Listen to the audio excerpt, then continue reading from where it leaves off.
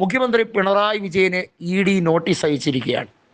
ഒരുപക്ഷെ തെരഞ്ഞെടുപ്പ് കൊടുമ്പിരി കൊണ്ടിരിക്കുന്ന ഈ സമയത്ത് വലിയ തോതിൽ ഇടതുപക്ഷം ആഘോഷിക്കുന്നത് രാഹുൽ മാങ്കൂട്ടം തകർന്നു തീർന്നു എന്നൊക്കെ വിചാരിക്കുന്ന രീതിയിലൊക്കെയാണ് ചിത്രീകരിക്കാൻ ശ്രമിക്കുന്നത്. അതിനിടയിൽ ഇ ഡി നോട്ടീസ് പിണറായി വിജയന് അയച്ചിരിക്കുന്നതും അതുമായി ബന്ധപ്പെട്ട് ലാവ്ലിൻ കേസിൻ്റെ വിഷയം സുപ്രീം കോടതിയിൽ അത് നിരവധി തവണയായി മാറ്റി കൊണ്ടുപോകാൻ സംസ്ഥാന സർക്കാർ ഖജനാവിൽ നിന്നും കോടിക്കണക്കിന് പണം ചെലവാക്കി കഴിഞ്ഞിരിക്കുകയാണ്. മുഖ്യമന്ത്രി പിണറായി വിജയനെ പ്രതി ചേർത്തിട്ടുള്ള ലാവ്ലിൻ കേസ് തേച്ചു മാച്ച് കളയാൻ ഒരുപാട് അദ്ദേഹം അധികാരത്തിൽ ഇരുന്നപ്പോഴും അല്ലാതെയും ശ്രമങ്ങൾ പലതും നടത്തിയിട്ടുണ്ട്. പക്ഷെ ഒന്നും ശരിയാകുന്നില്ല. കോടതി അതൊക്കെ എടുത്ത് തള്ളിക്കളഞ്ഞല്ലോ, ഹൈക്കോടതി അതൊക്കെ വലിച്ചെറിഞ്ഞല്ലോ എന്നൊക്കെ പറയുമ്പോഴും പിണറായി വിജയൻ ഉള്ളിലൊരു ആദിയാണ്, എപ്പോഴെങ്കിലും പിടിക്കപ്പെട്ടാലോ. മസാല ബോണ്ട് വഴി ധനസമാഹരണം നടത്താൻ കിഫ്ബിയിലേക്ക് വലിയ തോതിൽ പണം എത്തിക്കാൻ വേണ്ടിയും 2019 വായ്പ എടുത്തത് 9% പലിശയ്ക്കാണെന്നുള്ളത് ഓർക്കണം. നമ്മൾ മനസ്സിലാക്കേണ്ടത് ലണ്ടൻ സ്റ്റോക്ക് എക്സ്ചേഞ്ചിൽ ലിസ്റ്റ് ചെയ്തിരിക്കുന്ന സംഭവവുമായി ബന്ധപ്പെട്ട് ഇവിടെ ലിസ്റ്റ് ചെയ്യും മുമ്പ് തന്നെ സ്റ്റോക്ക് വിറ്റഴിക്കാൻ വേണ്ടിയുള്ള നീക്കങ്ങൾ നടത്തി. എന്താണ് മസാല ബോണ്ട്, എന്തിനാണ് ധനസമാഹരണം നടത്തിയത്? സംസ്ഥാനത്ത് കിഫ്ബിയിലേക്ക് ധനസമാഹരണം നടത്താൻ അന്നത്തെ ധനകാര്യ വകുപ്പ് മന്ത്രിയായ തോമസ് ഐസകും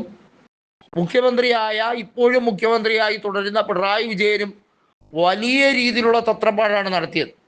നമുക്കറിയാം, ലാവ്ലിന് മറയായി അല്ലെങ്കിൽ ലാവ്ലിനുമായി ബന്ധപ്പെട്ട് സഹകരിക്കുന്ന ചില കമ്പനികൾ ഇതുമായി ബന്ധപ്പെട്ട് വലിയ രീതിയിലുള്ള ഇടപെടൽ നടത്തിയിട്ടുണ്ട് എന്നുള്ളത് പ്രതിപക്ഷ നേതാവായിരുന്ന രമേശ് ചെന്നിത്തല വീണ്ടും വ്യക്തമാക്കുകയാണ്. രാഷ്ട്രീയത്തിനപ്പുറത്തേക്ക് ഈ സാഹചര്യങ്ങൾ, ഈ പറയുന്ന വലിയ രീതിയിലുള്ള കാട്ടുകൊള്ള കിഫ്ബിയിലൂടെ ജനങ്ങളെ മുഴുവൻ പറ്റിക്കുകയാണ് ചെയ്തത് എന്നുള്ളത് രമേശ് ചെന്നിത്തല അന്നും വളരെ വ്യക്തമായി സുദൃഢമായി വെളിപ്പെടുത്തിയതാണ്.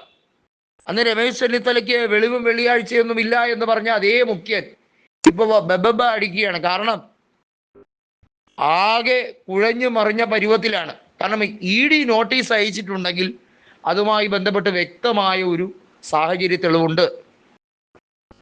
KPCC ഈ വിഷയത്തിൽ തുടക്കം മുതലേ തന്നെ പറഞ്ഞു, എന്തുകൊണ്ടാണ് നമ്മുടെ കേരളത്തിലെ മുഖ്യമന്ത്രിക്ക് മാത്രം ഇ ഡിയെ ഭയമില്ലാത്തത്?